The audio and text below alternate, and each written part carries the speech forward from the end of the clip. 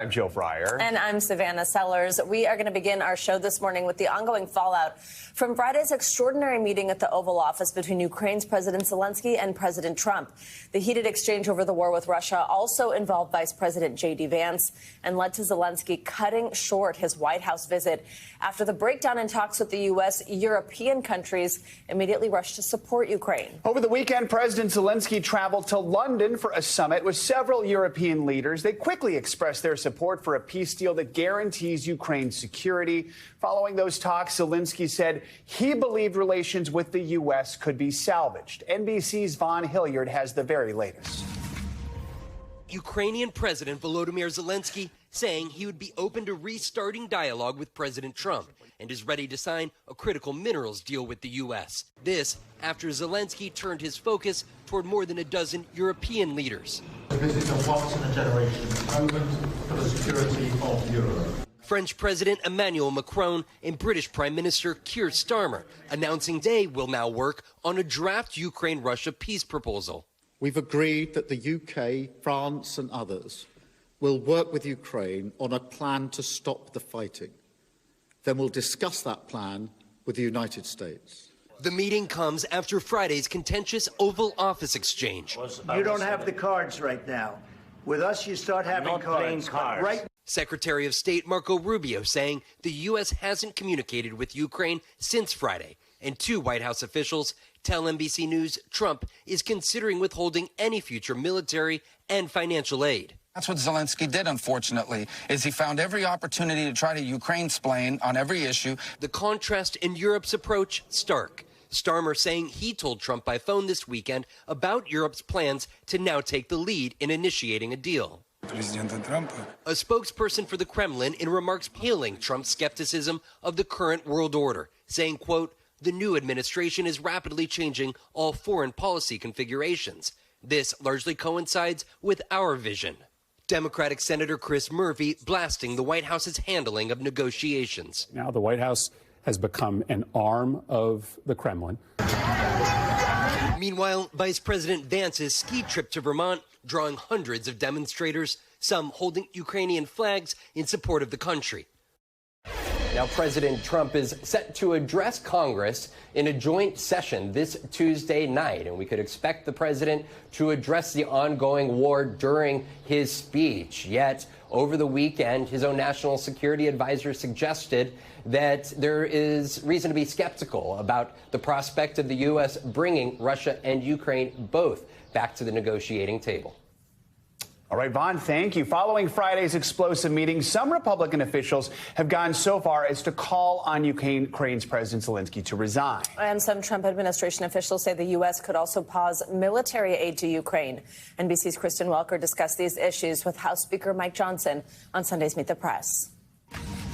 Hello there, Joe and Savannah. This week on Meet the Press, I asked Speaker of the House Mike Johnson if he agrees with calls from some Republicans for Ukrainian President Zelensky to step down following a tense Oval Office meeting with President Trump.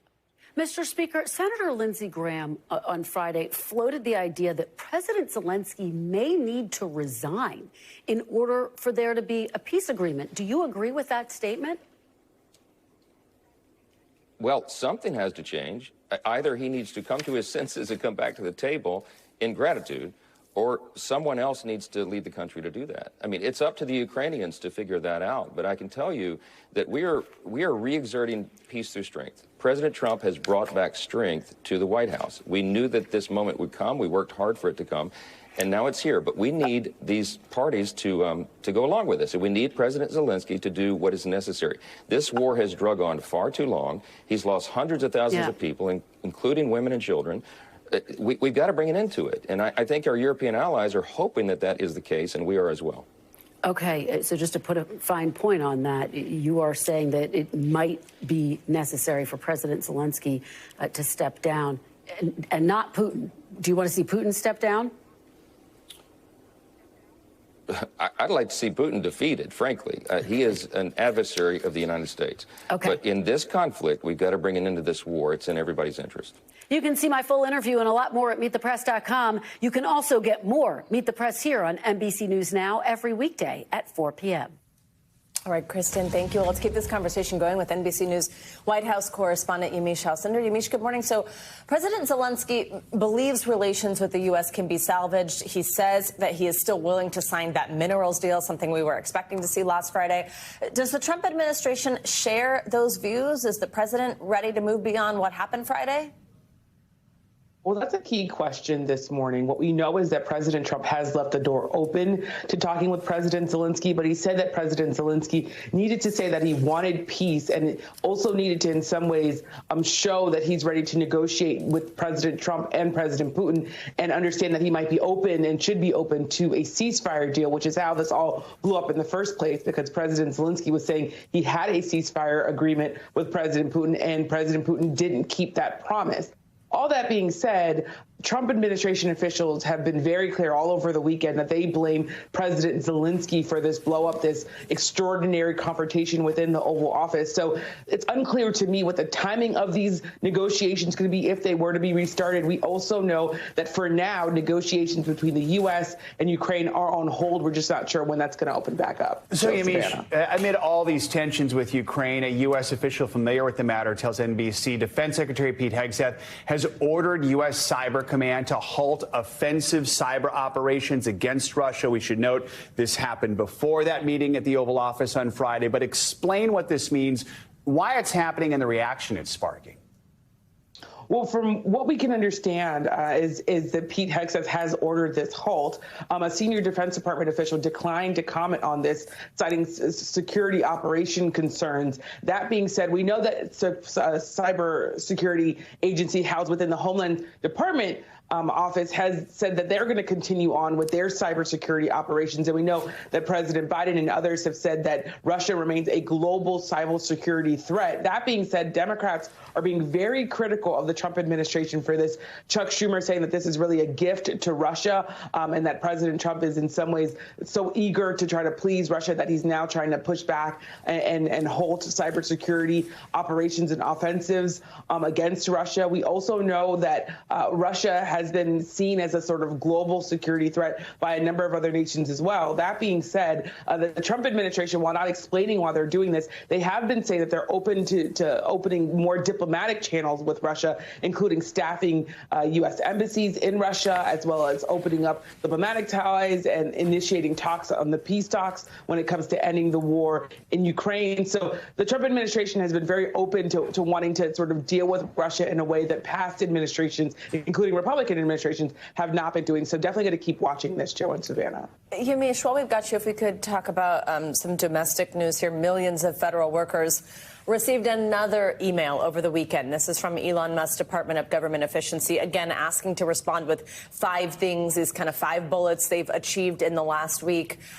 The last time that this happened, it was very confusing. Should people respond? Shouldn't they? Does it lead to essentially being fired? What is the guidance here? Is it any clearer than last time? Well, the guidance here, and that's to the agencies that it went to, is that now each week, every single Monday at 11:59 p.m., the federal employees that are required to respond to this email are going to be expected to send in 5 bullet points of what they accomplished in the previous week. That being said, we're not sure that every agency is going to have this requirement. We know that a number of agencies, including the CDC, the Department of Veterans Affairs, as well as a number of other agencies, that they received this email. And my understanding is, in talking to sources within those agencies, that those employees will be required to do this. Of course, this all comes amid really growing protests against President Trump and Elon Musk cuts to the federal government, as well as their actions to the Department of Government Efficiency, or DOGE. We saw a number of people show up to national parks protesting the cuts there. So while DOGE is saying now that the second email is part of this effort to cut waste, fraud, and abuse, there is pushback to this. Joe, Savannah. All right, Yamiche, thank you so much. The Pentagon says it will send thousands of additional active duty troops to the southern border in the coming weeks. It's part of the administration's plan to combat illegal immigration at the U.S.-Mexico border. Of course, a major campaign promise for the president. NBC News Homeland Security correspondent Julia Ainsley joins us now with more on all this. Julia, good morning. This is not surprising. It's part of the Trump administration's focus on trying to boost security at the U.S.-Mexico border. What's the Pentagon saying about this and just the role these new troops will play? Well, they say that they'll be there to expand border security and to try to ensure the sovereignty of the United States and its territory. As you know, they cannot actually be arresting immigrants. That would be in violation of a clause in the Constitution known as pausa comitatus that keeps the military from enforcing domestic law within U.S. territories. But look, the surprising thing is, Joe, is that they're being sent now in response when we see troop surges at the border, the same thing we saw in the first Trump administration. It's always been in response to increased border numbers. But as we know, last month, the Trump administration actually has achieved a historic low of illegal border crossings. In part, that's because they completely shut down the asylum system.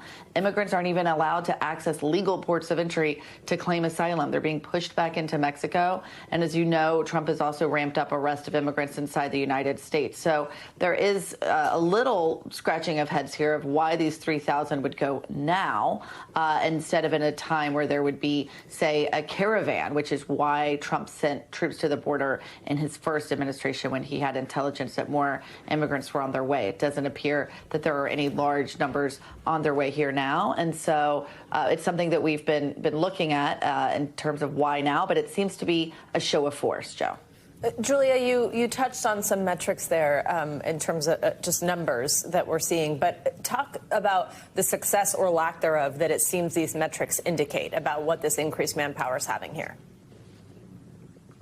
Well, yeah, you know, it's really hard to exactly say how many troops make an impact because troops don't actually interdict migrants or, you know, do anything that is that hands-on. What they do is a lot of processing. When I've been to the border before to see troops on military bases, they've been doing things like hanging wire, building up barriers with shipping containers. It's not necessarily that they're out there interdicting migrants. They could be used for temporary detention space in terms of keeping facilities going that temporarily detain migrants. But there really aren't many migrants who are even making it that far at this point, Savannah.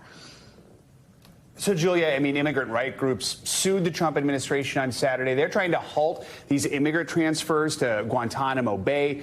Talk about their argument here. Yeah, this is really the third step that we've seen from these immigrant rights groups. At first, they wanted more information about who was being sent to Guantanamo Bay.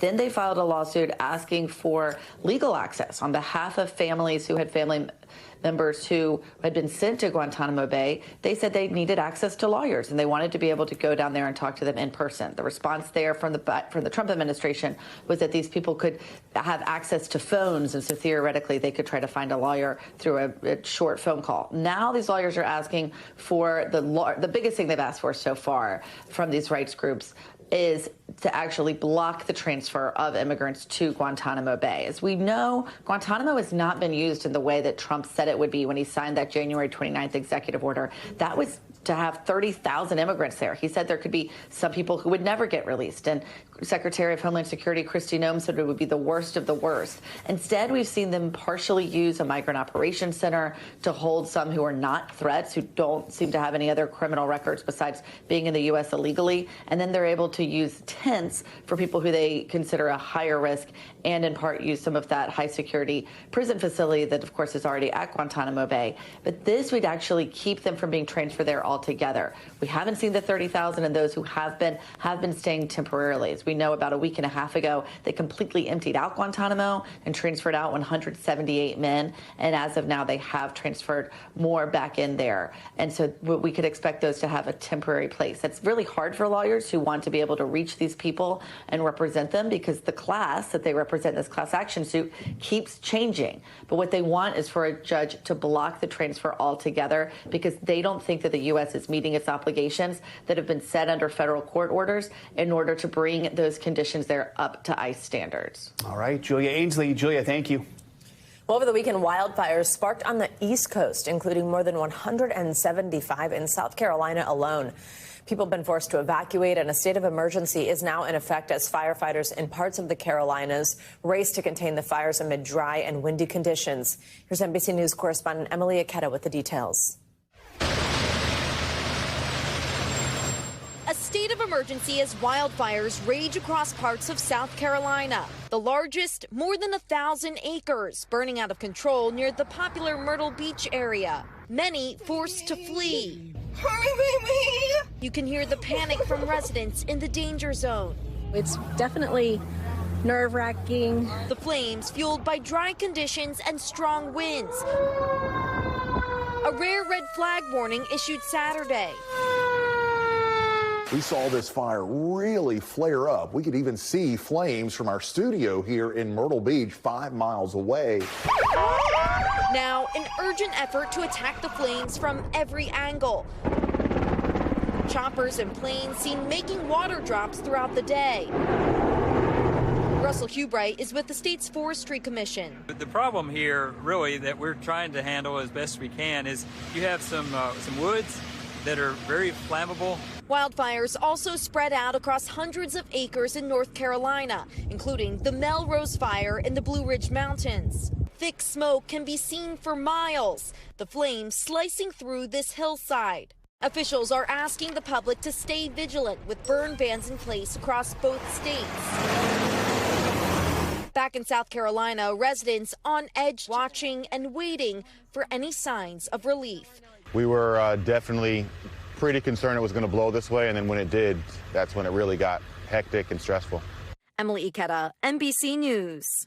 Let's pick it up from there. Get a closer look at those gusty winds fueling the fire threat across the Carolinas with your Morning News Now weather. Yeah, we've also got another winter storm set to impact the West to tell you about. Michelle Grossman's with us this morning. Hi, Michelle. Good morning. Good morning, guys. Yeah, really busy week weather-wise. So talking about the winds in the Carolinas, we're going to see them in place once again today. Really dry conditions. So that's something we're going to watch very closely. Another spot where we could see some wildfires is in the southwest to the south central states. That's all due to the storm that's going to be making its way cross country over the next several days. So we're talking portions of eastern New Mexico, western Texas, really gusty winds with winds gusting up to 60 miles per hour, also dry. So this is what it looks like for today and tonight. We are talking snow first, blizzard-like conditions in some spots. We're talking about the Rockies into the high plains. So the snow moves into the Rockies this afternoon, and then we are looking at the chance for severe weather in the south central plains tonight into the overnight hours. We could see winds gusting up to 60 miles per hour. That could cause some damage. Also the chance of a few tornadoes,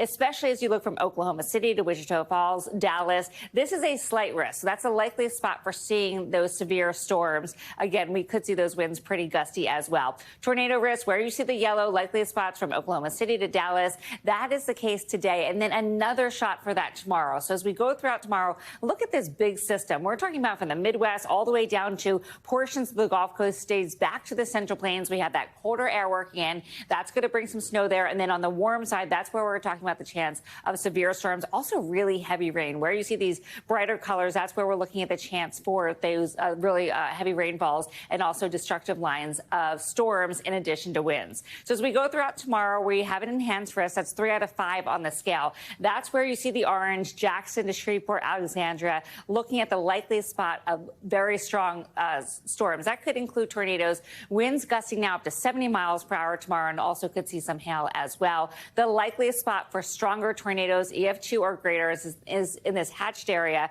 where you see Jackson, Shreveport, Alexandria. So we have really several days of some wild weather. Now we look towards Wednesday. That storm system is now further off to the east. We still see that cold air on the backside working in. So Green Bay, Chicago, Lexington could see some snow on the warmer side along the East Coast. That's where we could see the chance for some strong storms, some severe weather, and the risk for some really heavy rainfall. This is Wednesday, where you see the yellow from D.C. to Norfolk, Wilmington, down to Charleston, South Carolina. That's where we expect some of those stronger storms to be, and a whole lot of rain from the middle of the country all the way to the East Coast. So this is a big system working its way east. Severe threat tonight, 10 million people at risk. This is tonight into the overnight hours. Winds gusting up to 60 miles per hour. A few tornadoes are possible as well. Same story as on Tuesday. Now we're talking about 19 million, so that does grow. And this is a big story, guys. 36 million people impacted by wind alerts. We're talking about the gusty winds in the Carolinas and really gusty winds in the Southwest. So we certainly could see some wildfires there as well. And power outages, too, that go with that. All right, Michelle, thank you. Appreciate it. Thanks for watching. Stay updated about breaking news and top stories on the NBC News app or follow us on social media.